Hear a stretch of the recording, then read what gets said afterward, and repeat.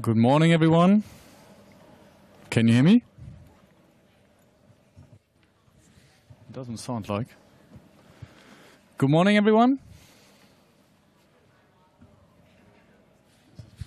Ja, ich hab grün.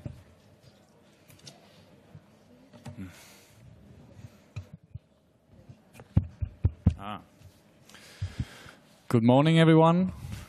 I would like to ask you to take your seats. We're going to start shortly. Just a couple of housekeeping aspects. I will guide you through the press conference. Our colleagues are just distributing printouts of the Global Climate Risk Index, so during the press conference you can already have a look at the edition. I would like to welcome you to the presentation of the new Global Climate Risk Index prepared by GermanWatch, this year's edition. My name is Sven Hameling. I'm here in my capacity as a member of the board of GermanWatch, and I would like to very briefly introduce our speakers. First we will have Vera Künzel from GermanWatch as the Policy Advisor for Adaptation and Human Rights. David Eckstein, Policy Advisor Climate Finance with GermanWatch, and we're also very grateful and happy that we have a representative of the government of Fiji, Mr. Joshua Wycliffe, the Permanent Secretary for the Minister of Local Government, Housing, Environment from the government of Fiji. We will have a short presentation of the main results of the Global Climate Risk Index, then a short input by the colleague from Fiji, and then we will have enough space for questions. Thank you very much. We're going to start. Yes, thank you, Sven, for your introduction, and good morning, everyone, and warm welcome also from my side to our press conference. Vera and I, we are very happy to be able to present the 13th edition of our Climate Risk Index today. And before Vera goes into the details of this year's results, I will briefly go through the methodology and explain a bit how the index works and which data we use. So our index consists of two components. The first one looks at the last individual year for which we have a full set of robust data, which in this year's case is the year 2016. And also we have a second component which looks at the 20-year average, so starting in 1997. What the index does is it analyzes the quantifiable impacts of extreme weather events and which countries are most affected by them. And when we talk about extreme weather events in our index, we focus on meteorological, hydrological, and climatological events, which are in particular storms, floodings, and heat waves.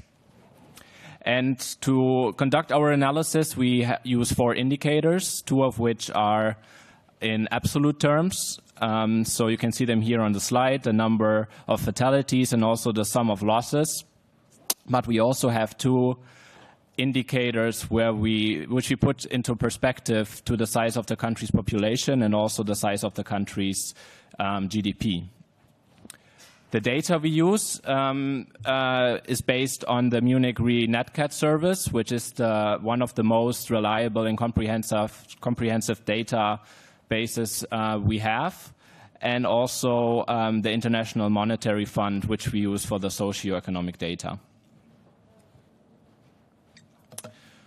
So with each methodology, there are also, of course, some limitations, which I will briefly address in my last slide. So first of all, we see there's a limitation in regard to the data we use in respect to talking about direct and indirect impacts.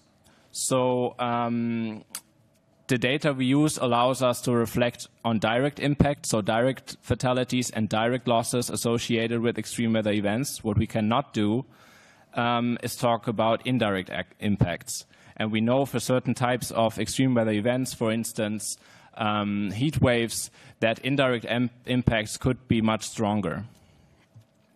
Secondly, we do not cover all climate risks. For instance, slow onset climate risks like a rising sea level or glacier melting are not covered by the data. And thirdly, as we use past data, we are not able with our results to make a linear projection of how future impacts may look like. So with these limitations, it becomes clear that our index must not be mistaken for a climate vulnerability index. Specifically, we cannot draw too far-reaching conclusions with our results which country is most affected by climate change. But nevertheless, the index allows us to show a level of exposure and vulnerability to extreme weather events that some countries face and which should be understood as a warning signal. And overall, it tells a strong story, especially in combination with growing evidence on climate change as an increasingly important factor when we talk about these events. So with this, I hand over to Vera, who will go through the results. Thank you very much, David. I'm going to present our results of this year's climate risk index. So on this table, you see the results for the year 2016, the 10 most affected countries. It shows that the 3 most affected countries were Haiti, Zimbabwe, and Fiji. What you can also see on this table is that we had some extremes last year. And this is, for example, reflected in the very high percentage of losses that affected the GDP of Fiji and Haiti. But also we see that in India there were more than 2,000 people killed as a direct result of extreme weather events. These are quite extremes in this data. And with the US, we can see that also industrialized countries belong to the 10 most affected countries in 2016. This map shows or illustrates the results for all countries, so we can see how the extreme weather events have been distributed. So we see, and in our index, that the vulnerability of small island states is especially broadly reflected, with Haiti as on rank 1 and Fiji that ranks 3rd. Both were affected by devastating storm events last year. In Haiti, that was the Hurricane Matthew, and in Fiji, this was the Cyclone Winston.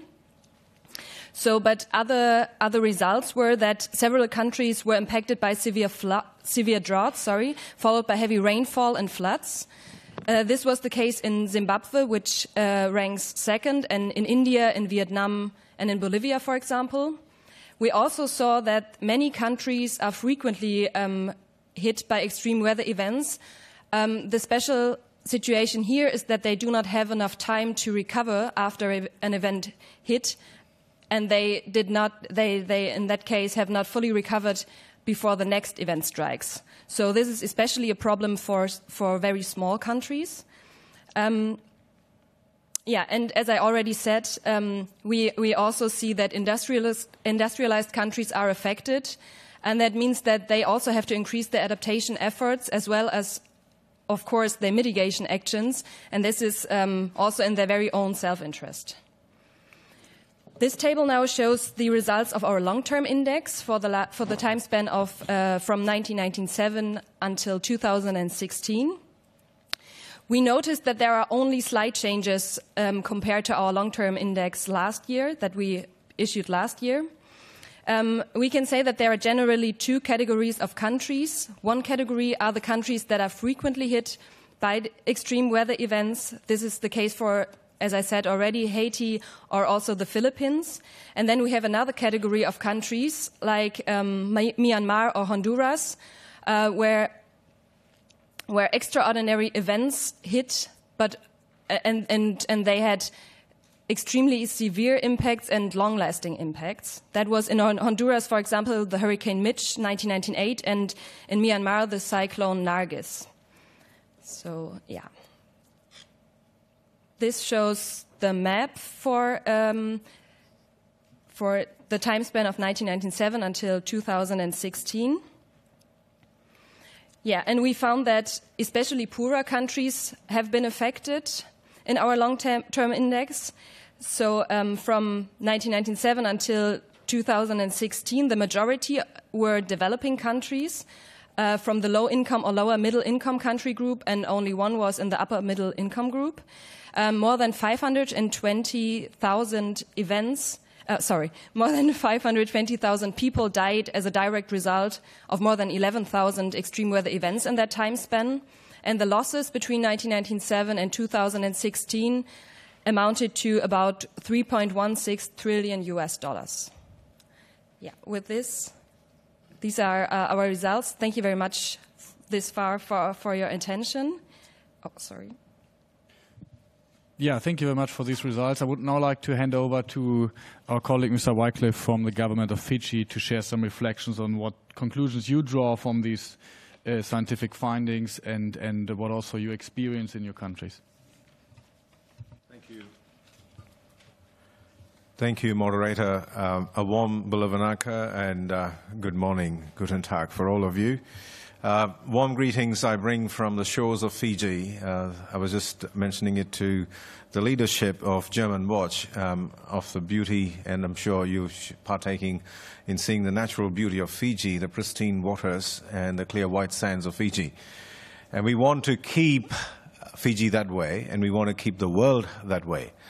And to the leadership of GermanWatch, our special congratulations on launching this index today. On behalf of our Prime Minister, Honorable Warenge Bainimarama, who is the COP President, on behalf of the Climate Change Minister, we congratulate you again for being able to launch this Climate Change Risk Index today.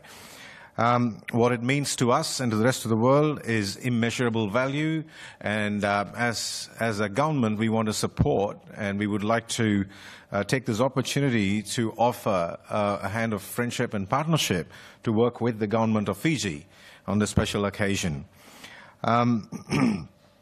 In terms of this index and what broadly it can do for not just the government but the citizenry of the globe, is that we live in a world of change, and change is so swift.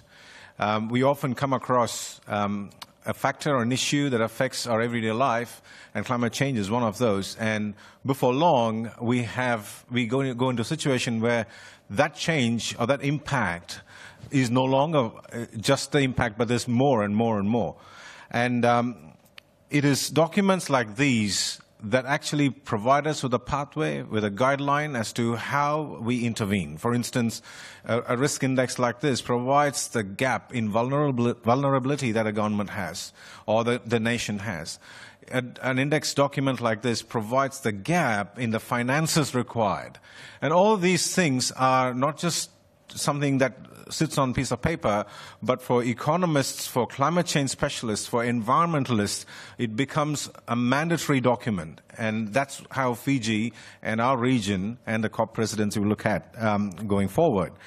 In terms of this 13th edition that we have come across, it reiterates, and that's something which was refreshing for me to get to know, that it reiterates the fact that the developing countries are hit a lot more, and it reconfirms and reiterates that fact, than the industrialized nations. So it's very important that we pay heed to this very important document. And also, if you've been successful for 13 editions, we wish you more successes as you go forward in the years to come. And like I said earlier, publications and index documents as these raise awareness and knowledge for already existing vulnerable communities around the world and the regions where extreme events will occur frequently. Like my previous speakers were talking, like Vera was talking about, is we don't know when again it could happen. It could happen the next day. When T.C. Winston hit Fiji last year, more than half our population was displaced and disturbed. And there's not been a day we have gone to work not knowing whether there'll be another cyclone hitting. Because if it can happen once, it can happen again and again and again. And when it can kind of wipe economies off, wipe health off, wipe education off in a nation, a tiny island nation like ours, you could just imagine there are tinier nations, smaller nations than ours in the Pacific, as to the extent of devastation cyclones or in larger aspect climate change can do. So it is documents like these which preach and speak into our lives to be able to analyze the gaps, the vulnerabilities, and act upon them through policy and, of course, policy implementation and action. And, sadly we note that Fiji is one of the top 3 countries, and it doesn't help that either. And, of course, indices like these provide quantifiable impacts on extreme weather events, and this also helps us calculate our losses too. So when we calculate our losses, it provides us with modeling, with business modeling and economic modeling in terms of how we assess and go forward from here on. And another thing I'd like to add is Fijians and everyone in this world, the rest of the world, now face a stark reality of climate variability. In the last 2 decades, we see about 11,000 extreme, as reported in the index, 11,000 extreme events happening, and more than 500,000 deaths. And ladies and gentlemen, that's something we don't want to happen. And it is documents as these that's being launched today helps governments and, of course, the public around the world to better prepare themselves and, of course, work towards adaptation and mitigation measures in reducing the effects of climate change. And I'm glad this report also highlights the importance of enhanced mitigation and action towards limiting the global temperature and increase them below 2 degrees. And all this does not only show the significance of existing conditions, but will also assist decision makers like me in the government to plan well ahead to counter future impacts of climate change. So where to from here? It is very important that these documents as these, when they're launched through stronger networks, strong partnerships. So my humble ask for the leadership of GermanWatch is to extend the reach and do the good job and keep up the great job that you're doing, but also recognize us as friendly partners who would like to work with you and take our extended arm and hold our arms and work with us as equal partners. With those words, I'd like to complete my short speech. And thank you again, GermanWatch, the leadership, for providing Fiji with an opportunity to come and speak a few words and congratulate you. Thank you once more. Vinaka Vakalevo. Thank you.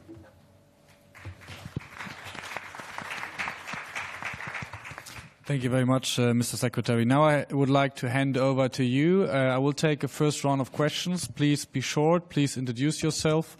I have a colleague there, and then you're the next. I think we have a mic, yeah.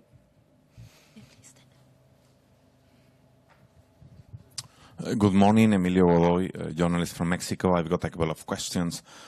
Based on the loss and damage approach, would it be useful to use it to compensate the most affected countries from those who are provoking climate change? And my second question, do you think that this tendency of climate insurance is a good tool to address the issue, or is it just another scheme of gaining or of financial gains by the banking industry? Thank you.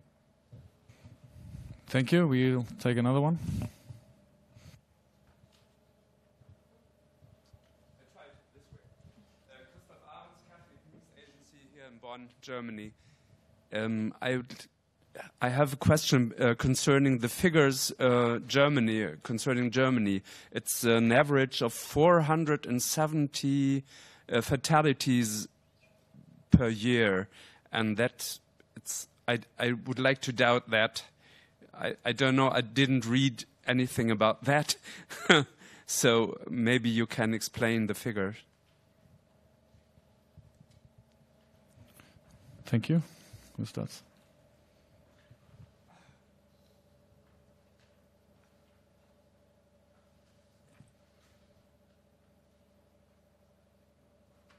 Okay, I can take another question and then the colleagues can respond to. Michael Wadley.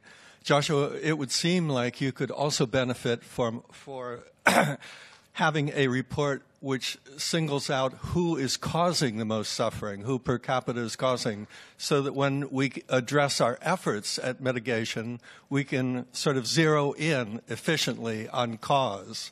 That might be a companion report.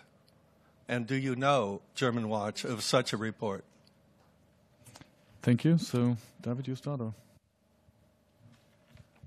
Okay, I take the first question on Germany. Yeah, it's true that our data shows that on average 474 people died in Germany over the course of the last 20 years. And that's an annual average, of course. And it's greatly attributed to a great heat wave we had, I think, in 2003.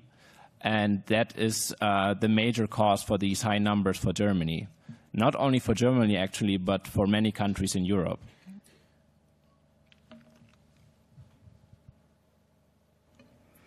On the question regarding loss and damage, yes, of course, loss and damage and the negotiations about the Warsaw International Mechanism and the new work plan is really important, also regarding the results of our index. And the question on climate risk insurance.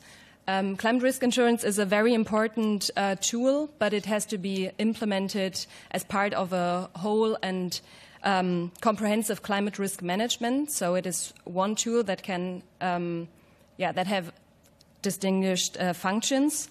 From our point of view, it needs to be organized in public-private partnerships, not only given to the private sector, and it also has to be focused on the most vulnerable on the most vulnerable people. So it needs to follow a pro-poor focus and also a human rights-based approach. Thank you, sir, for the comment on the recommendation you made. If such an index report was available, it would be helpful for everybody. Thank you for that. Thank you. I think we can take two more quick questions. And of course, the colleagues will also be available afterwards for further interviews and conversations. So there's one colleague there. Jayanta Basu from the Telegram newspaper, India. Now, if we compare the 2016 index and the long-term index, we find that the long-term index, India is positioned around 12, where 2016 index is 6th. So is it the recognition of the fact that the climate vulnerability and the climate impact has been increasing quite significantly in India in context to the other countries in the top list? And that also takes to another question, very quick question to a friend from Fiji, that in context of this huge devastation which we are talking about, as a presidency in this particular COP, how you are planning to push the loss and damage agenda? I'm just checking last opportunity for questions. Okay.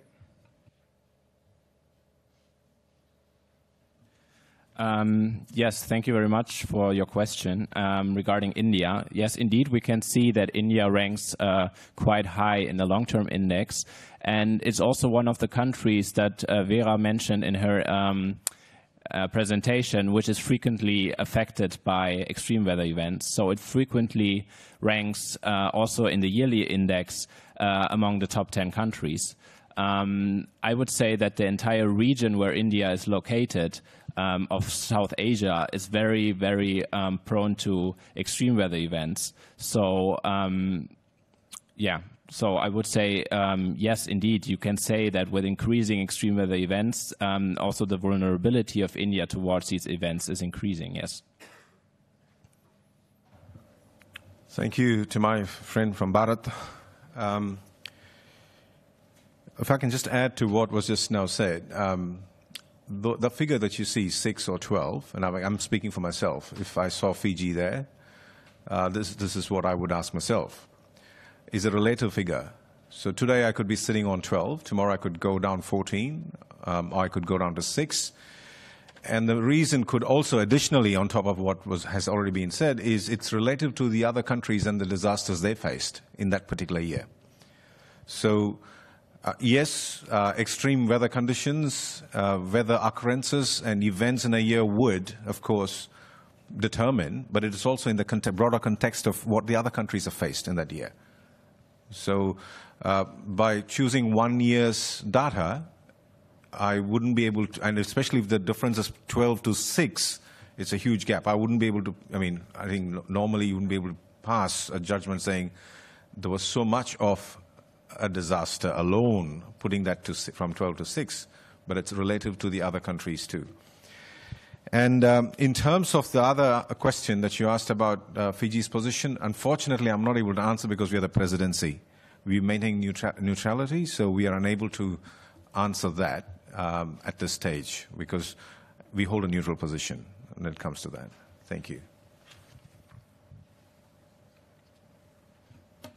Okay, one final quick question. Very short one.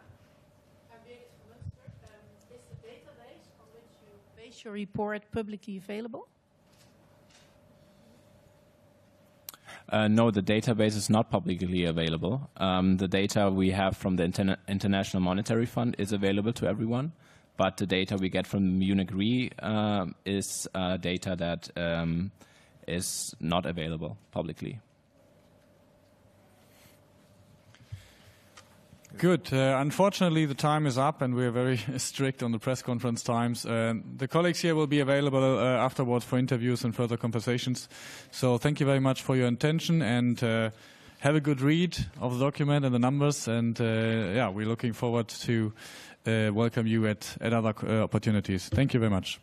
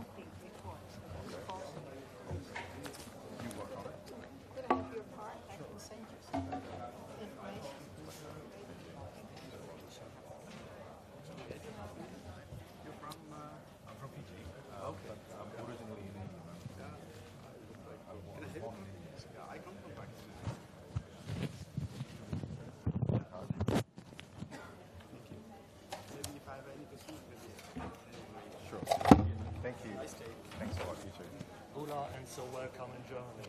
It's so nice to have you here. Thanks a lot. It's so nice to be here. Yes, yes.